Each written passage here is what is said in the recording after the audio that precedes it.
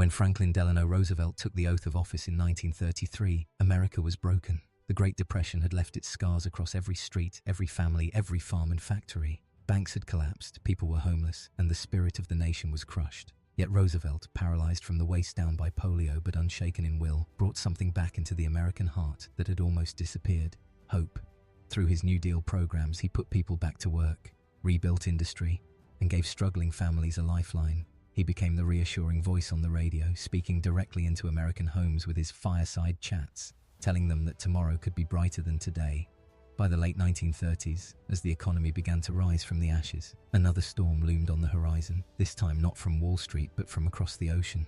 In Europe, Adolf Hitler's armies marched unchecked. In Asia, Imperial Japan expanded ruthlessly. Roosevelt saw clearly what many Americans wished not to believe: isolation was no longer safety. If the dictators were left unchallenged, eventually the flames of war would reach American shores. And so, while many in Congress resisted involvement, Roosevelt quietly began preparing the United States. He launched the Lend-Lease Act, providing Britain, China, and later the Soviet Union with vital weapons, tanks, and planes. He called America the arsenal of democracy, making it clear that the survival of freedom itself depended on American strength. Still, he balanced carefully, walking the line between an isolationist public and the urgent needs of the Allies. Then came the day that changed everything: December 7, 1941, Pearl Harbor. On that Sunday morning, Japanese planes tore through the skies of Hawaii, sinking battleships and killing thousands. Within hours, America's sense of distance from the war vanished. The next day, Roosevelt stood before Congress. His voice was calm but thunderous with resolve as he declared December 7th, a date which will live in infamy. Congress responded with a near-unanimous vote for war. The United States was now fully engaged in World War II. From that moment, Roosevelt's role shifted. He was no longer just the president. He became the commander-in-chief of a global army, directing the might of a nation unlike anything the world had ever seen. He worked closely with Winston Churchill and later Joseph Stalin, forming the uneasy but necessary alliance known as the Big Three. At secret conferences in Casablanca, Tehran, and Yalta, Roosevelt sat at the negotiating table, shaping the grand strategies of the war.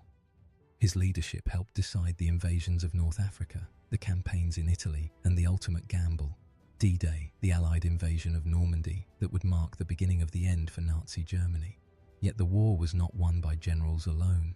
Roosevelt knew that wars are fought as much in the factories and fields as on the battlefields. Under his leadership, America unleashed its full industrial might. Entire cities transformed into engines of production. Detroit stopped building cars and instead produced tanks and bombers. Shipyards along the coasts turned out Liberty ships at astonishing speed, sometimes faster than enemy submarines could sink them. The American people responded with unity and sacrifice. Women entered the workforce in record numbers, symbolized by the cultural icon Rosie the Riveter. African Americans pushed for double victory: victory abroad against fascism and victory at home against segregation and inequality. Farmers produced more food than ever before, feeding not only the troops but the starving populations of Allied nations. America had become the beating heart of the Allied war effort. But while Roosevelt coordinated production and strategy, he was always thinking ahead. He knew the war would not last forever, and he feared the peace might be as dangerous as the fighting itself. Out of that concern grew his vision for a new international order. He became the driving force behind the creation of the United Nations, a global body meant to prevent another world war. Even as bombs fell, he was drafting the foundations of peace. Despite his strong public image, Roosevelt was a man under immense strain.